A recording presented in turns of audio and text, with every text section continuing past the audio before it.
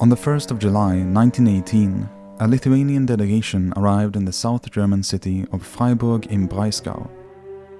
They had come to see a nobleman and perpetual would-be monarch called Wilhelm Karl, Duke of Urach.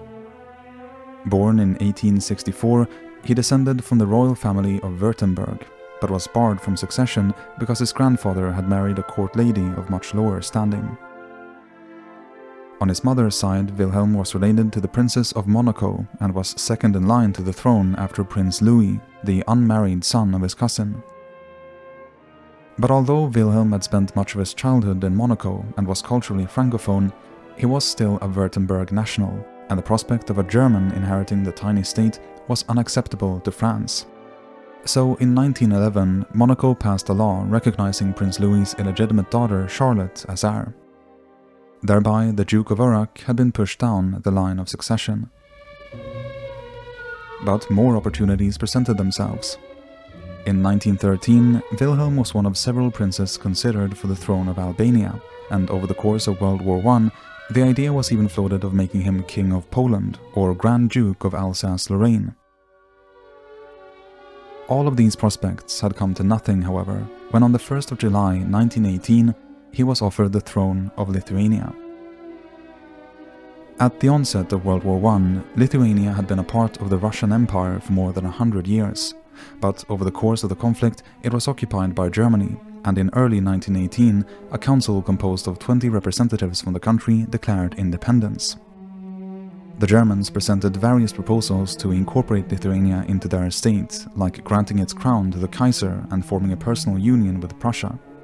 But the council had different plans. In June, they voted to form a constitutional monarchy and invite the Duke of Urach to serve as its head. At the time, he seemed like the perfect candidate, being Catholic and not closely related to the House of Hohenzollern, to which the Kaiser belonged. The idea was that he would fight to preserve Lithuanian independence, while also, by virtue of his nationality, ensure German support in case of a conflict with Russia. Wilhelm Karl accepted the offer and was to reign as Mindaugas II, named after the medieval founder of the state. According to his agreement with the council, he began to study the Lithuanian language and was also expected to move to his adopted country. In preparation for this, the search began for a suitable residence where the king could live. One of the candidates considered was Versailles Palace, just outside the capital. Built by a bishop in the late 18th century, this neoclassical mansion had once been known as the Versailles of Vilnius. Although the main building was torn down after sustaining damage in the Napoleonic Wars, one of the wings was remodeled to take its place in the 1840s and had been transformed into an impressive home in its own right. But Mindaugas II never set foot in his country, let alone in his would-be palace. When it became clear that the Germans would lose the war, the council rescinded its decision to offer him the throne. In the end, Lithuania emerged as a republic, just like its neighbors to the north, Latvia and Estonia, which also gained their independence around this time. Known together as the Baltic states, they all remain republics to this day, but in each country there are buildings that, unlike Versailles Palace, have actually served as royal residences. Once inhabited by the dukes, kings, and emperors that ruled over this region at various points, they stand as splendid monuments to the power and ambition of their builders and as witnesses to the history of the Baltics.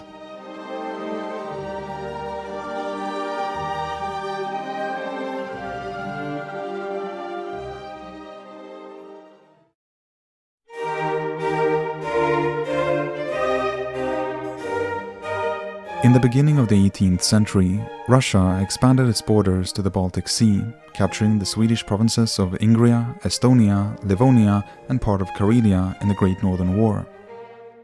The conflict, which lasted from 1700 to 1721, had only just begun when Tsar Peter the Great initiated a series of ambitious building projects in the new territories. In an effort to modernize Russia and provide a window to Europe, he founded St. Petersburg in 1703, and a decade later, construction began on the enormous Peterhof Palace, intended to rival Versailles. Like many other of his building projects, it was located near the new city in Ingria, but Peter also left his mark further afield. Following the capture of Estonia in 1710, he had bought a small manor house for his wife Catherine on the outskirts of Reval, or what is now known as Tallinn. Soon thereafter, plans began to be made for a larger building in the area, which could serve as a summer residence for the imperial family. An Italian architect called Nicola Michetti was brought into the project, and in 1718, construction began on a magnificent Baroque palace worthy of an aspiring great power. In the following years, the building site became a hub of activity as foreign masters, workers brought in from Russia, soldiers and forced laborers gathered to realize Michetti's and Peter's grandiose plans. Next to the modest local manors and the war-torn, nearly empty town of Tallinn, the emerging palace of unprecedented grandeur must have seemed like a miracle. But the death of the Tsar in 1725 prevented the project from being completely finished.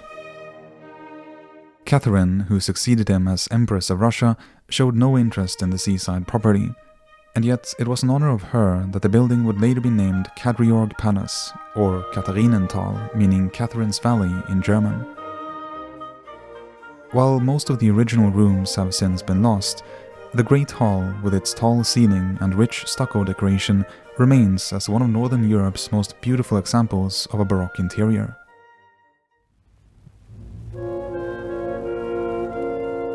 Over the following centuries, Kadriorg Palace served various purposes, including housing Estonia's civilian governors. The palace underwent significant renovations in the 19th century, particularly in preparation for visits by the daughters of Tsar Nicholas I in 1832. Around this time, much of St. Petersburg's high society and intelligentsia flocked to Tallinn on the heels of the imperial family. For a while, the area around Kadriorg developed into a resort town for wealthy aristocrats, until the construction of railway lines made the warmer climate of Crimea a more enticing destination. With Estonia's independence in 1918, Kadriorg Palace entered a new phase. Initially used for art exhibitions, it was converted into the summer residence for Estonia's head of state in 1929. The 30s saw extensive renovations under President Konstantin Päts, who added new interiors and constructed the neo-Baroque Kadriorg Administrative Building on the grounds. During the Soviet era, the palace became home to the Art Museum of Estonia, and after closing for a thorough restoration in the 1990s, it was reopened in 2000.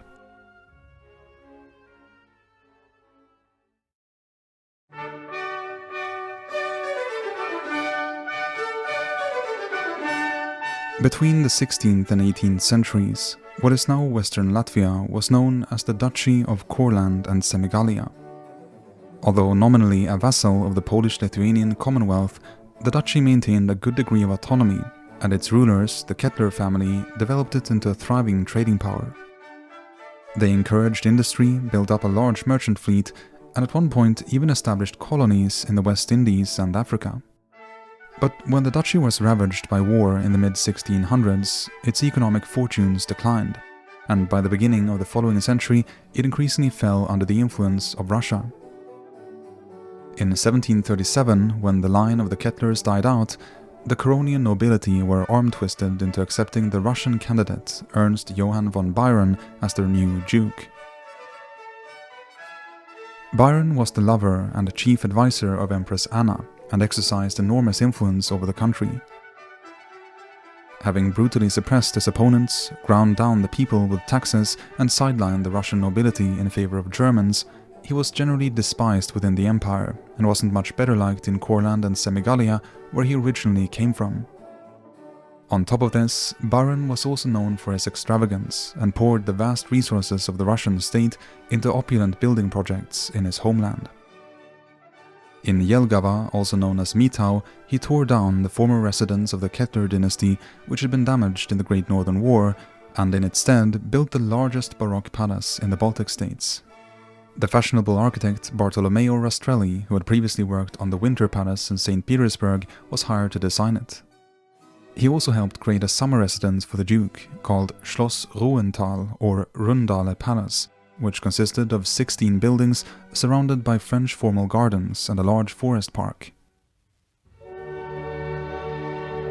However, neither of these projects were completed by the time the Empress died and Byron fell from power in 1740. The man who is said to have caused over 1,000 executions and exiled between 20 and 40,000 people to Siberia was now himself sentenced first to death by quartering and later mercifully banished to Siberia instead. His exile lasted over 20 years until Catherine the Great restored him as Duke of Courland in 1763. Upon his return, Byron brought back Rastrelli to finish his palaces, but exhausted by political fighting, he soon turned over the seat of Duke to his son, Peter. By contrast to his earlier reign, the last years of Ernst von Byron's rule were considered just and even benevolent, if somewhat autocratic. He died in 1772, and the duchy survived him by just a couple of decades, until it was annexed by the Russian Empire in 1795. But the buildings that Byron left behind continue to stand as reminders of the once splendid Curonian court. More than just a ducal residence, Jelgava Palace also holds the distinction of having been home to some of Europe's most famous royalty, if only for a brief time. From 1798 to 1800, it became the refuge for Louis XVIII and his family fleeing the French Revolution. Here, they attempted to recreate the court life of Versailles, bringing back all the court ceremonies, including the famous lever and coucher, involving the king's rising out of bed in the morning and retiring in the evening. Nowadays, the palace houses the Latvia University of Life Sciences and Technologies. Having been almost completely destroyed in World War II, the exterior was restored in the 1950s and 60s, while only some of the rooms have regained their original appearance. Rundale, on the other hand, now functions as a museum and has painstakingly restored both its gardens and interiors to the way they would have looked when Byron lived here in the late 18th century. One of the building's highlights is the central staircase, which dates from the first period of construction. Other impressive interiors include the audience hall, which was decorated with golden stucco, and the Duke's state bedroom, located at the very center of the building in imitation of Versailles. A less formal and more playful space can be found in the Duchess's boudoir, with its floral motifs and niche shaped like a giant shell. Restoration work on the palace, which had begun in the 1970s, was finally announced to be complete in 2015. Today, it is one of the major tourist destinations in Latvia, and is also used to accommodate notable guests like the leaders of foreign nations.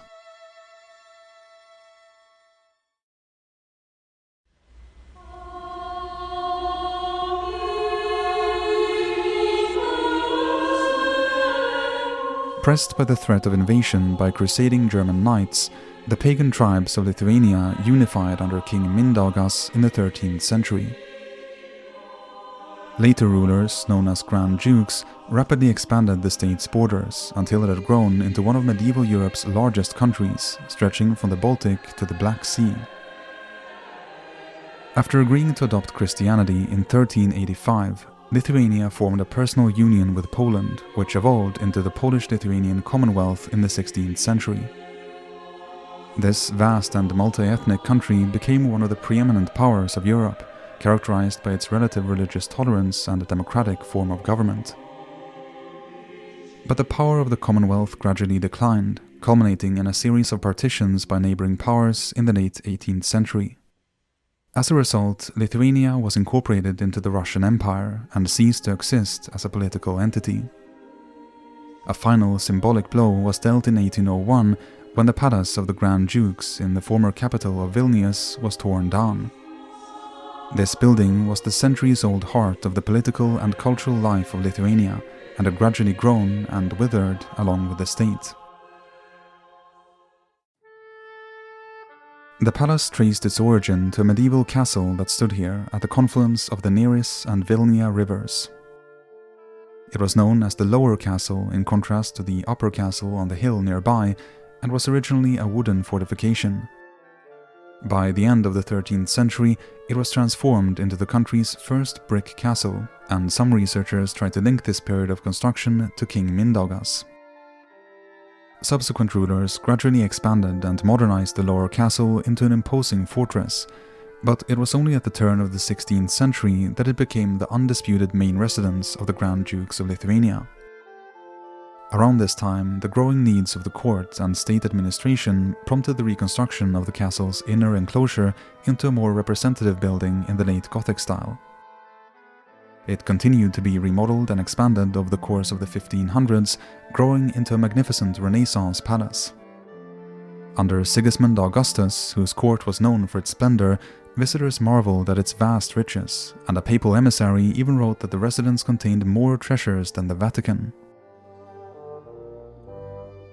The building's last period of prosperity occurred under the Vasa dynasty, who ruled the Polish-Lithuanian Commonwealth from the late 16th to the middle of the 17th centuries.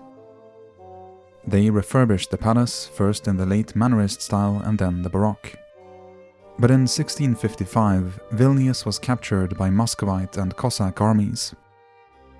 They controlled the city for the next 6 years, during which time the palace was set alight, vandalized and looted. Despite the insistence of Lithuanian nobles to restore it, the building would never again serve as a royal residence.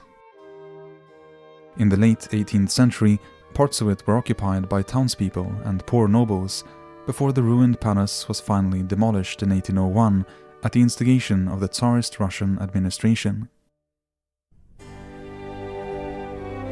Shortly thereafter, a Jewish merchant called Abraham Schlossberg built a 2-story house on the site.